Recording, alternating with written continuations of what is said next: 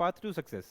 आज की इस वीडियो में हम लोग डिस्कस करेंगे कि कैसे मैंने पहले अटेम्प्ट में वेरियस कॉम्पिटिटिव एग्जाम्स जैसे कि SSC CGL, CPO, IB ACIO, RRB NTPC और ईएसआईसी को क्लियर किया।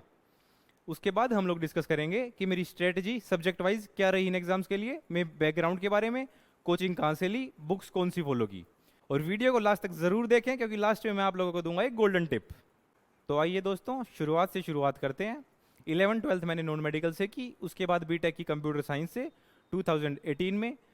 और बीटेक होने के बाद जो सबसे पहला एग्जाम दिया वो दिया मैंने सीजीएल 2018, जिसके बाद मैंने ज्वाइनिंग ली और आज मैं एक टैक्स असिस्टेंट हूँ सेंट्रल एक्साइज डिपार्टमेंट में। तो उससे नेक्स्ट एग्जाम जो दिया वो दिया मैंने सीपीओ 2019, जिसमें मेरा स्कोर रहा 322.76 मार्क्स। और दिल्ली पुलिस एसआई की जो कट ऑफ गई वो गई 323 मार्क्स पे।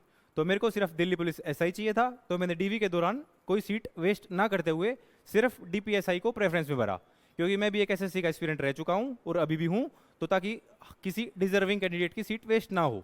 उसके बाद जो एग्जाम दिया वो दिया मैंने आईबी एसीआई होगा, उसका अभी प्रोसेस चल रहा है। बाकी टायर 1 का स्कोर आप देख सकते हैं अपनी स्क्रीन पे।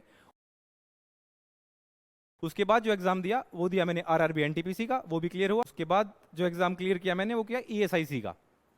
तो जो एग्जाम मैंने आप सभी को बताया उन चारों में एक बात कॉमन है, 4 subjects, reasoning, English, mathematics and GS.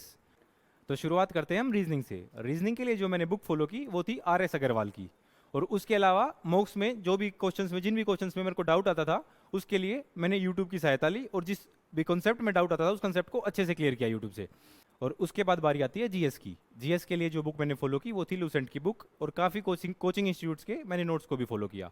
जैसा कि हमने देखा है एसएससी 2017 के बाद काफ़ी ज़्यादा करंट अफेयर्स का वेटेज रखता है, तो करंट अफेयर्स के लिए मैंने ग्रेड अप को चूज़ किया। और ग्रेड अप का वो आता है मंथली डाइजेस्ट करके आता है, वो मंथली डाइजेस्ट पिछले 6 से 7 महीने के पढ़े। और नेक्स्ट सब्जेक्ट है मैथमेटिक्स का। मैथमेटिक्स है प्रैक्टिस का खेल। मैथमेटिक्स में 2 चीज़ होती हैं, एक होती है कंसेप्ट, दूसरी होती है कैलकुलेशन। कंसेप्ट क्लियर करने के लिए मैंने कोचिंग फॉलो की, और कैलकुलेशन के लिए मैंने 25 तक के टेबल्स याद कर लिए, स्क्वेयर्स याद कर लिए, क्यूब्स याद कर लिए, और जितने भी कंसेप्ट में फॉर्मूलाज थे उनको अपने बेड के ऊपर A4 साइज शीट पे लिख के चिपका लिया, ताकि सुबह उठने के बाद सब कुछ रिवाइज हो जाए। तो नेक्स्ट सब्जेक्ट आता है इंग्लिश का। इंग्लिश में भी 2 ही चीज़ होती है, एक ग्रामर और एक वोकैब। ग्रामर को मैंने क्लियर किया अपना कोचिंग लेके, और वोकैब के लिए मैंने एक बुक को फॉलो किया, इंग्लिश मंत्रा। वोकैब जो होती है वो होती है रटने की चीज़। अगर आपको 500,000 वर्ड याद करने तो आप शॉर्ट ट्रिक से याद कर सकते हैं, लेकिन अगर आपको 4-5 हज़ार वर्ड याद करने तो आपको रटना ही पड़ेगा। तो वही मैंने फॉलो किया, एक ही बुक को बार बार पढ़ के 4 से 5 हज़ार वर्ड मैंने रट लिए। बहुत सारे स्टूडेंट्स को ये लगता है कि कोई भी कॉम्पिटिटिव एग्जाम क्लियर करने के लिए आपका एक्स्ट्रा ऑर्डिनरी होना जरूरी है, लेकिन ये बात बिल्कुल गलत है। कोई भी एवरेज बच्चा राइट स्ट्रेटजी और बढ़िया प्रैक्टिस करके किसी भी कॉम्पिटिटिव एग्जाम को क्लियर कर सकता है। मैं भी शुरुआत से एक एवरेज स्टूडेंट रहा हूँ और मैंने भी अच्छी प्रैक्टिस करके इन सभी एग्जाम्स को क्लियर किया। तो अगर आप भी सही स्ट्रेटजी को प्रैक्टिस के साथ फॉलो करते हैं तो आप भी सारे एग्जाम्स को अच्छे से क्लियर कर सकते हैं। तो आइए अब बात करते हैं गोल्डन टिप के बारे में। गोल्डन टिप कोई शॉर्टकट तरीका नहीं है जिससे आपका सिलेक्शन हो जाएगा। ये एक प्रैक्टिस मेथड है जिसका नाम है मॉक टेस्ट। तो जितने मॉक टेस्ट आप लगाएंगे उतना अच्छा आपका स्कोर बनेगा। तो सिर्फ मॉक टेस्ट लगाने से कुछ नहीं होगा, जितना ज़रूरी है मॉक टेस्ट लगाना उतना ही ज़रूरी है उनका एनालिसिस करना। एनालिसिस का मतलब ये नहीं है जो आपके गलत क्वेश्चन उनको आपने पढ़ लिया और छोड़ दिया। एनालिसिस का मतलब है जितने भी रॉन्ग क्वेश्चंस हैं उनके कंसेप्ट को समझना और उसके ऊपर एक सेपरेट नोटबुक बनाना जिसमें सारे फॉर्मूलेज और वो क्वेश्चंस होंगे जो आपसे पहली बार में निकले नहीं थे।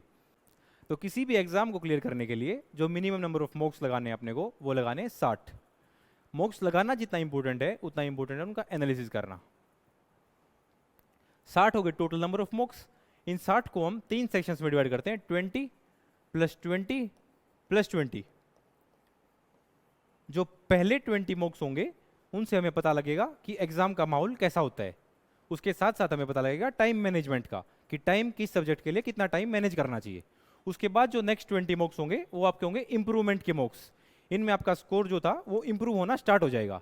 इनके साथ साथ जो मैंने पहले बताया कि नोटबुक बनाना सबसे इंपॉर्टेंट काम है। जिस भी कंसेप्ट में आपको डाउट आता है उस कंसेप्ट की और जिस क्वेश्चन में जो आपको पहली बार में सोल्व नहीं हो रहा है उस क्वेश्चन की एक कॉपी सेपरेट बना के रखनी है। जो लास्ट 20 मॉक्स होंगे ये सबसे इंपॉर्टेंट मॉक्स हैं। यही वो मॉक्स हैं जो आपको एग्जाम्स में बैठने के लिए प्रिपेयर करेंगे और आपका सिलेक्शन पक्का करेंगे।